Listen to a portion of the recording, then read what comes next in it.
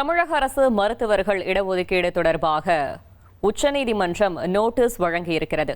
மாநில அரசு பணி மருத்துவர்களுக்கான 152 இடங்கள் தொடர்பான வழக்கில் தமிழக அரசிற்கு உச்சநீதிமன்றம் நோட்டீஸ் வழங்கியிருக்கிறது. மேலும் தகவலை செய்தியாளர் வெங்கடேசன் வழங்கிட கேட்கலாம். வெங்கடேசன், வணக்கம். இந்த வழக்கு தொடர்பான முழு தகவலையும் சொல்லுங்க. வணக்கம். தமிழ்நாடு அரசின் மருத்துவக் கல்லூரிகளில் மாநில அரசு பணிபுரியும் மருத்துவர்களுக்காக ஒதுக்கப்பட்ட 152 சூப்பர் ஸ்பெஷாலிட்டி இடங்களை அகில இந்திய இடஒதுக்கீடுக்கு திருப்பி அளிப்பதை தடுத்து நிறுத்த கோரி தமிழ்நாடு மருத்துவ அதிகாரிகள் சங்கம் சார்பில் ஒரு ரிட் மனு என்பது தாக்கல் செய்யப்பட்டது. இந்த மனுவை உச்சநீதிமன்ற நீதிபதிகள் பி.வி. நாகரத்னா, ஜெய்மால்யா பக்ஷி ஆகியோர் அடங்கிய அமர்வு விசாரித்தது.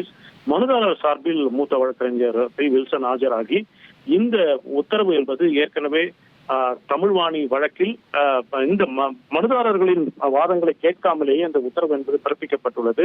தமிழ்நாட்டில் பிரத்யேகமாக அரசு மருத்துவர்களுக்கு, அரசு மருத்துவமனைகளில் பணிபுரியும் மருத்துவர்களுக்கு சூப்பர் ஸ்பெஷாலிட்டி படிப்பை பயில்வதற்காக இந்த சிறப்பு ஏற்பாடு என்பது செய்யப்பட்டுள்ளது. ஆனால் இதையெல்லாம் கருத்தில் கொள்ளாமல் ஒரு தன்னிச்சையான உத்தரவை உச்சநீதிமன்றம் பிறப்பித்துள்ளது.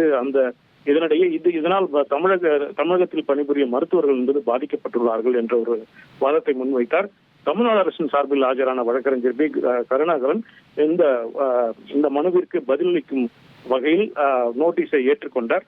இருப்பினும் இந்த வாதங்களை கேட்ட உச்சநீதிமன்ற நீதிபதிகள், அரசு மருத்துவர் ஒருவர் கூடுதல் திறன்களை பெற்றால் தனியார் மருத்துவரை விட பொது சுகாதாரத்துறையில் சிறப்பாக சேவை செய்ய முடியும்.